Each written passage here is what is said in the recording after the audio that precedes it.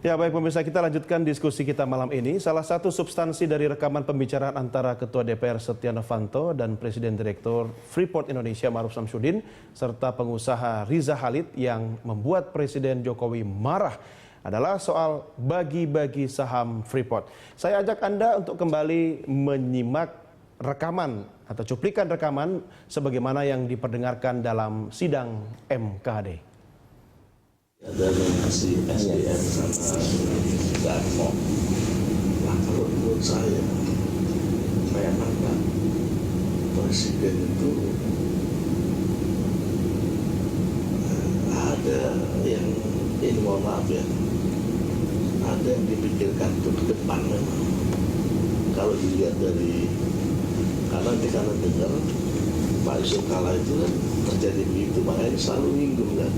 Masa Yusuf Kalla terus. Kalau lihat begitu, memang dia ada rasa akan jalan keadilan. Ya. Makanya kita harus dudukin nih Pak.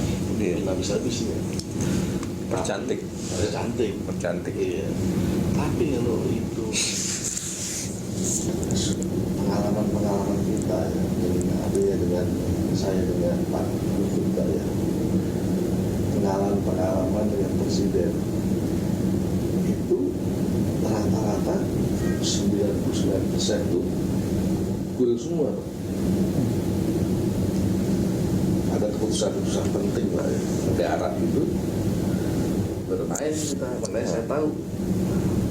Makanya si Wongesa kan langsung begitu tahu Darmo di maintain Pak. Di biaya itu Darmo habis-habisan supaya belok. Bapak itu rencana investasinya berapa?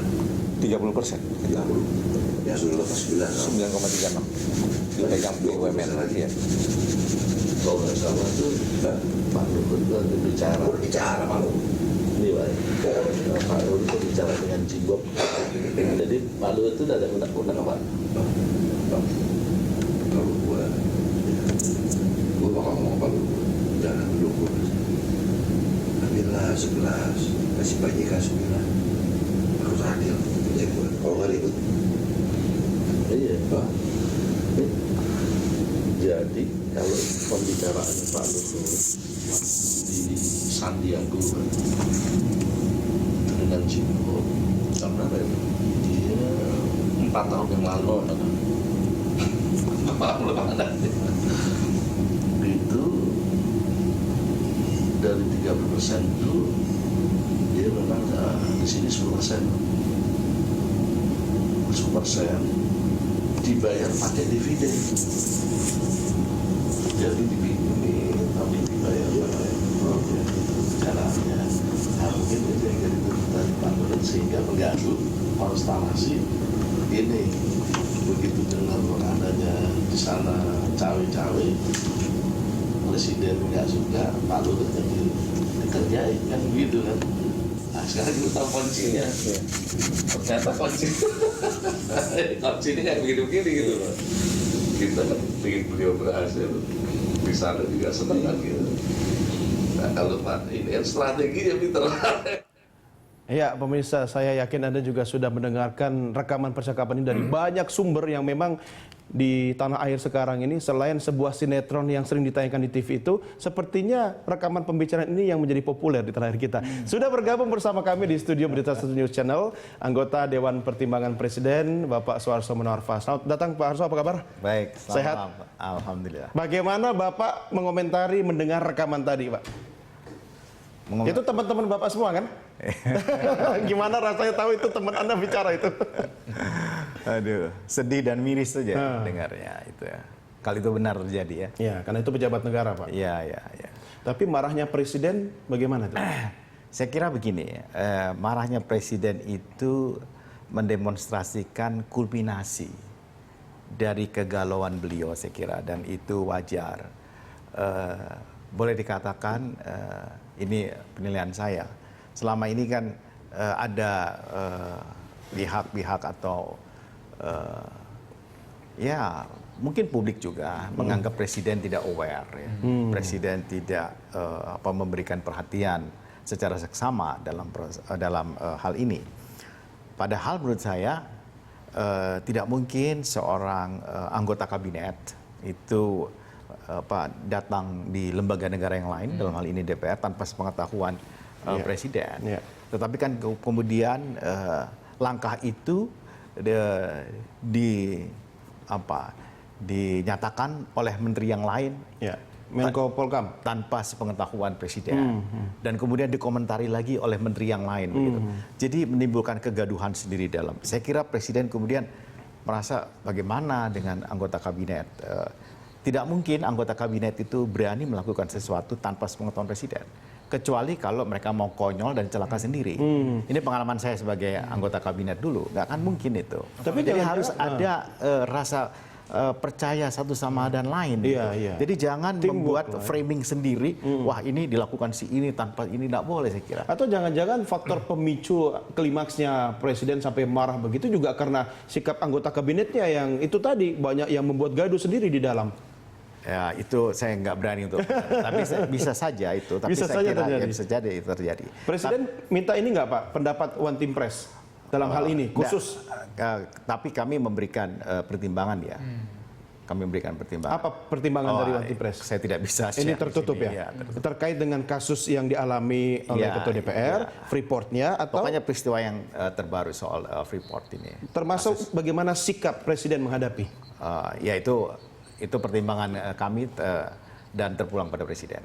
Kami telah Mas Jayadi, komentar Anda bagaimana?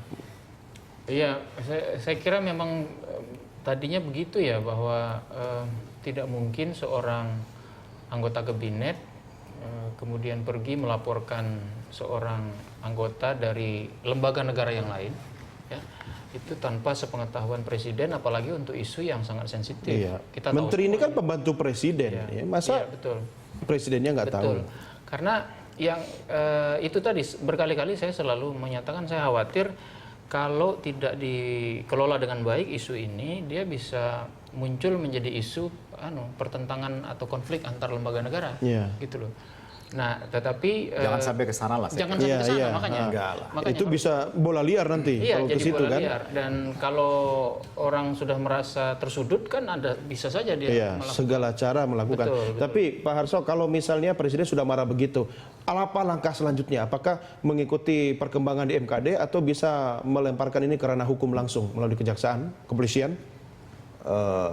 Ya, saya kira langkah-langkah itu sudah dipikirkan dan sudah berjalan sekarang kan. Iya, yang sekarang sudah berjalan akan terus seperti itu. Ya, saya kira kan ini belum dalam proses, belum dikatakan berhenti atau dilanjutkan, tapi ini kan sedang proses berlangsung. Jadi saya kira biarkanlah mereka bekerja, gitu. Tetapi saya setuju tadi saya ikuti bahwa, dan saya kira banyak orang mengatakan memang berbeda sekali peradilan etika dan peradilan hukum yang lain, karena ranahnya berbeda. Jadi dengan demikian seluruh governance-nya juga berbeda gitu. Maksud saya soal alat bukti dan seterusnya dan seterusnya. Jadi apa yang membuat masyarakat atau publik galau, dan saya paham itu adalah kenapa mesti bertahan, kenapa mesti mendinai itu, mengapa mengatakan ini tidak pernah terjadi dan seterusnya. Itu kan membuat publik itu merasa sedih gitu. Atau Saya sendiri sedih. Ada gitu. kesan, ada upaya untuk lari dari substansi masalah, tapi kemudian muter-muter ke persoalan-persoalan. Sebenarnya substansi masalah bolehlah diperkarakan itu, tetapi kehadiran dan kemudian membawa nama presiden itu tentu apa ya, kalau saya mengatakan itu tidak pas lah, tidak melebihi kepantasan atau tidak pantas. Atau mungkin sengaja dibangun situasi itu dalam hal misalnya MKD terakhir tertutup, ya kan sidangnya. Kemudian ini dicurigai menyampaikan sebuah deal-deal tertentu, atau mungkin ada sebuah pesan yang disampaikan oleh Setia Novanto dalam sidang tertutup itu bahwa lebih baik tertutup daripada terbuka. Saya bisa buka semua nama-nama yang menyeret jadi bola liar. Saya kira itu spekulasi. Tapi spekulasi seperti itu bisa terjadi, tapi saya kira masa kita akan berspekulasi terhadap presiden kita? Saya kira itu terlalu naif. Ya, tapi kalau dia apa ya, dia tidak merasa bersalah, kenapa harus tertutup begitu ya? Nah iya, itu terpulang kepada Kalau itu terpulang Yang bersangkutan. kepada etika dan moral yang bersangkutan. Karena kan ditanyakan kan mau terbuka atau tertutup, Iya. itu kan hak Iya. dari setiap orang gitu. Ya itu terpulang kepada sekali lagi ketinggian moral dan etika yang bersangkutan gitu. Artinya Ya, tidak perlu diterjemahkan lagi begitu ya, ya. belum ada budaya seperti itu di kita. Ya, belum ada yang memberikan contoh yang baik kepada masyarakat bahwa jabatan bukan segala-galanya. Kalau mantan Dirjen Pajak kemarin bukan contoh. Maksudnya di ranah politik di ranah begitu? politik Oh, ya oke. ada mungkin satu tapi katakanlah belum banyak lah gitu ya. Belum menjadi budaya gitu. Ya, Itu sementara jadi yang soal. menjadi contoh kemarin ini yang dipertontonkan kita adalah chief Maju eksekutifnya terus, begitu ya. kan. Ya, jadi maju terus, Ketuanya pantang mundur langsung, gitu kan gitu. Nah, tapi kembali ke soal presiden tadi ya. Ini Pak Arso, ada soal awareness itu kan, ada gini, saya membaca media beberapa dari pagi tadi, ada kesan presiden sepertinya baru secara lengkap membaca Transkrip. transkrip itu baru baru 2-3 hari belakangan. secara hikmat Iya. Sehingga kemudian dibaca dia hari menangkap betul secara detail artinya implikasi-implikasi dari beberapa soal di situ. Nah, mudah-mudahan itu tidak benar ya kesan seperti itu. Saya kira tidak. Iya, Itu terlalu berspekulasi saya kira. Ada pernyataan dari misalnya di media Ini kan pernyataan menteri melaporkan pada tanggal 16.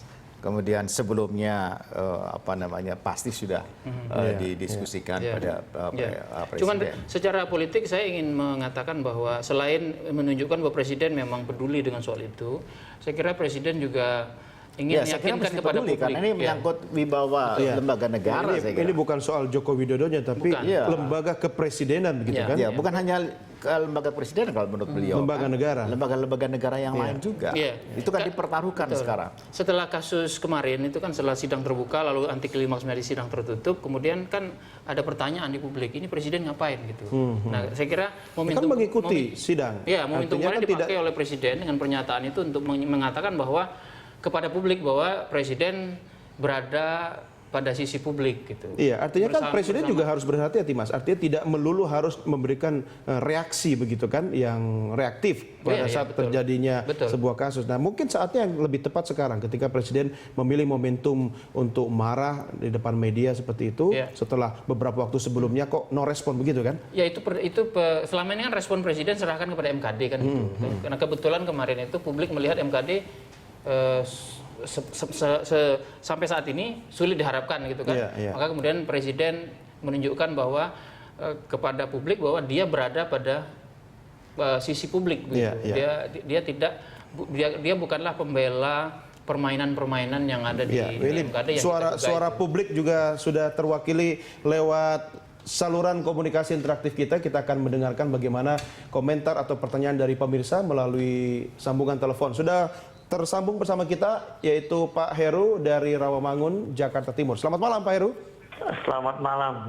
Berita satu. Ya, Pak Heru ada komentar atau pertanyaan langsung Pak? Mengomentari aja. Silakan. Sebenarnya kan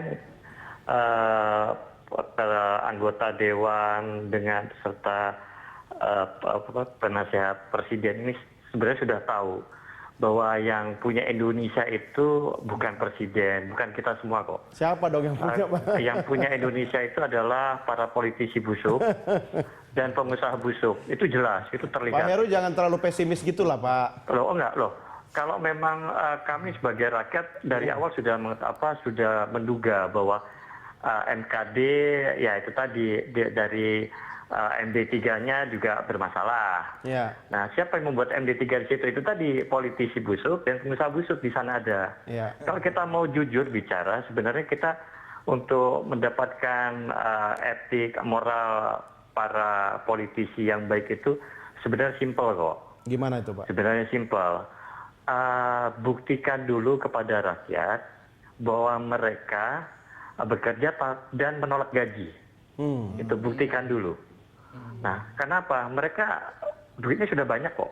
para politisi duitnya sudah banyak, dan kita tahu duitnya dari mana, kita juga sudah tahu. Gitu. Nanti kalau Pak Heru maunya begitu, anggota gedung DPR kosong Pak, nggak ada anggotanya. Nah itu tadi, kembali lagi kan, kalau kita mau bicara moral dan etika yang baik, itu bukan karena di anggota DPR, bukan di Tapi setidaknya tempatnya begini DPR Pak Heru, itu. kita harus punya optimisme dan kita harus percaya bahwa ada sebuah mekanisme yang sedang berlangsung. Pertanyaan saya kepada Anda Pak Heru. Kalau bicara optimisme, saya optimis dengan sikap Presiden kita. Saya sangat optimis bahwa Presiden kita memberikan sinyal yang sangat jelas, bahkan lebih jelas dari senapan suara yang di SOS, itu kepada aparat penegak hukum. Ayo kita bangun negara ini dengan mengedepankan hukum yang berkeadilan, yang bermoral dan beretika. Itu yang pesan rakyat yang ditangkap oleh rakyat. Baik, Pak Heru terima kasih sudah bergabung bersama kami. Selamat malam Pak Heru. Dan Bapak-Bapak sekalian, Anda akan komentari statement Pak Heru tadi di segmen berikutnya. Ya, kita break dulu. Baik, pemirsa, kami segera kembali sesaat lagi. Tetap